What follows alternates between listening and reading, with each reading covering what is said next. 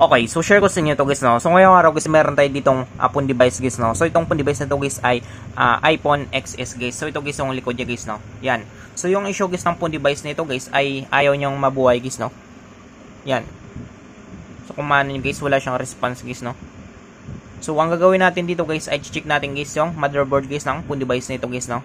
Yan. So para ma-check natin ito guys ay kailangan natin buksan nito guys yung unit nito guys, no. So para mabuksan natin ito guys, una nating gagawin ay tanggalin natin guys yung dalawang lock dito guys na screw nito guys, no, or yung bolts nito guys. Yan. So tanggalin natin yan. Yan. So tabilan natin yan siya guys, no. So check natin guys yung motherboard nito guys. So check natin guys kung meron siyang may SIM ito. So wala guys, no. So, one SIM lang ito guys.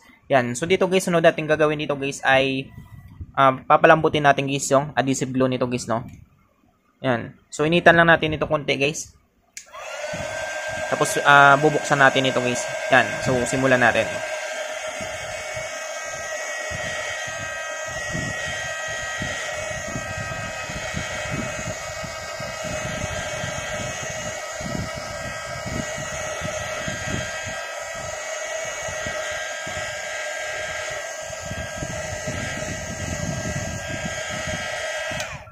So, ayun siya guys, no. Sunod natin dito guys ay kailangan natin guys ng pang-opening tools natin guys, no.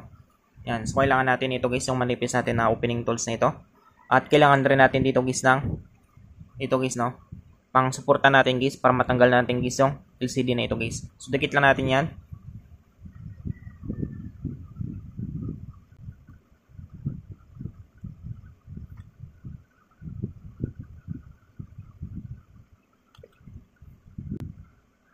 So, ayun siya guys, no. Sunod natin guys ay kailangan natin dito guys ng pang-opening tools natin guys, no.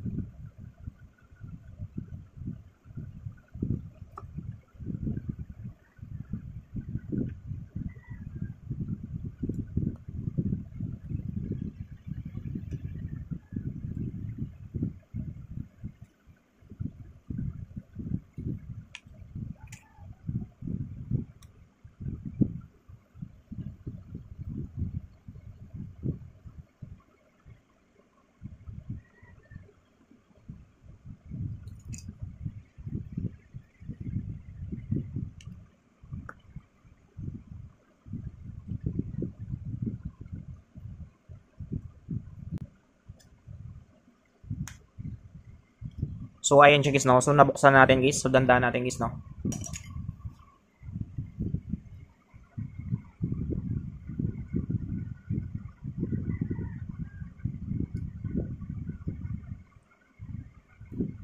Yan. So, ito guys yung loob guys ng iPhone XS na ito guys, no.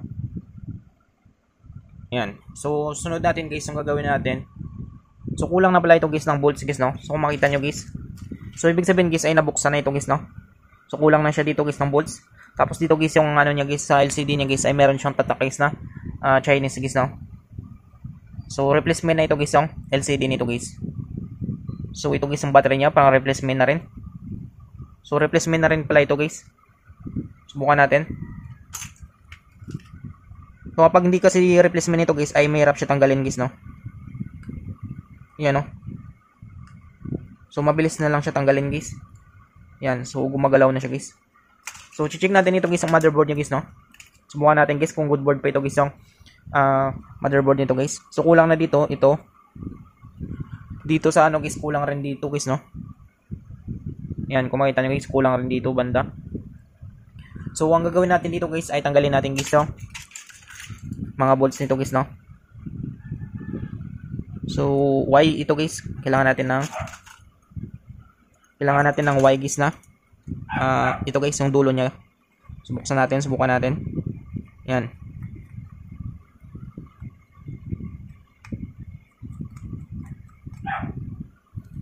So madali lang siya guys, nabuksan natin guys. guys, no, kasi nga ano na siya guys ay replacement na rin ito guys yung mga parts nito guys, no. Subukan natin. Tanggalin natin to guys. Yan. So madali na lang siya tanggalin guys, no. So tabi natin yan. So makita nyo guys ang plate nito guys, gumagalaw na guys, no. Yan. So gumagalaw-galaw na yun dito yung mga plate niya. Yung metal shield niya guys, no. Yan. So possible guys ay nabagsak ito guys yung unit na ito guys, no.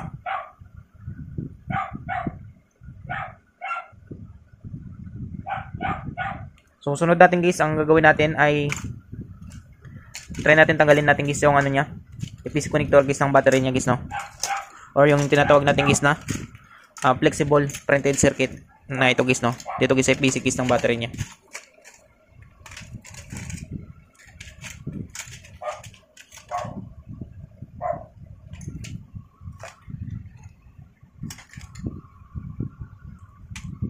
So tanggalin natin guys ang PC connector guys ng battery niya. Yan. So try natin guys, no, refresh natin guys.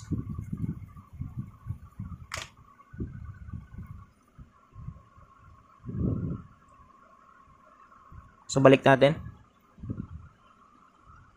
So wala namang ano guys yung ano niya guys, no, LCD niya guys, damage or crack. Subukan natin, pandarin natin guys. So wala siyang response guys, no.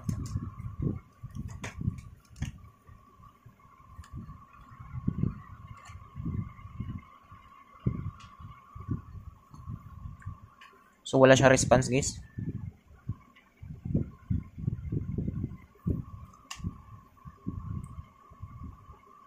So wala guys, no. So bunutin natin guys ang charger niya.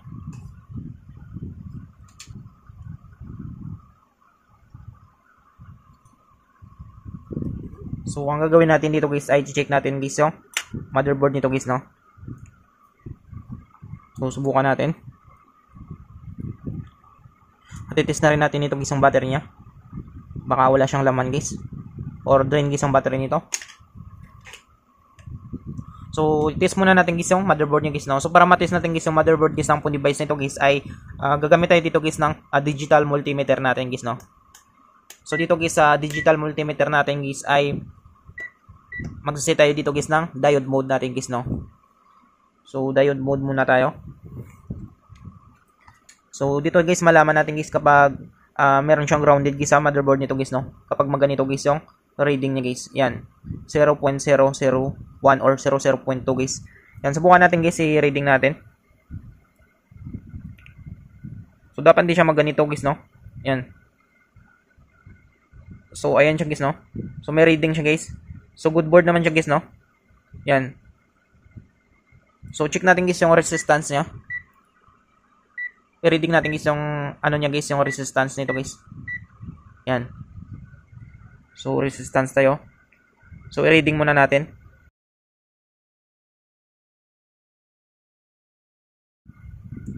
So ayan siya guys, no. So dito natin malaman guys kung meron siyang shorted guys, no. Yung reading guys ng resistance niya guys ay mabilis guys, no, pataas ng pataas.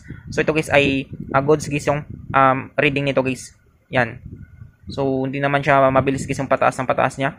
Yan. So good board guys yung phone device nito guys, no. So try natin dito guys sa ano, beep niya.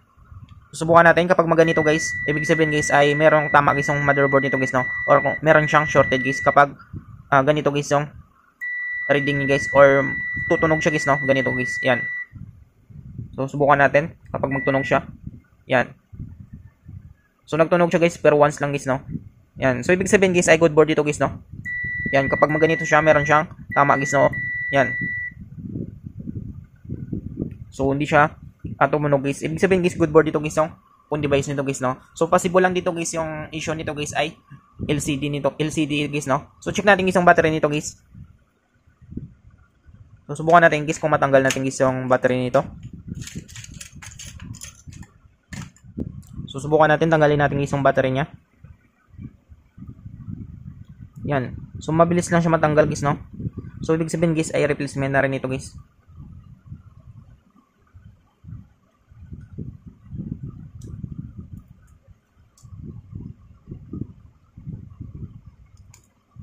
Yan. So kasi kapag already ito guys ay mahirap ito tanggalin guys, no? Hindi siya basta-basta guys matatanggal guys. Yan, so replacement na nga ito guys. So check natin guys yung ano nito. Check natin guys kung buhay guys yung battery nito.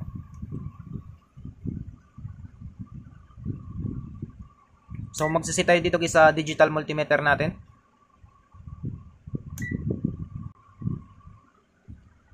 So hindi ata nakita kanina guys, no? Yung reading natin. So check muna natin guys yung battery niya.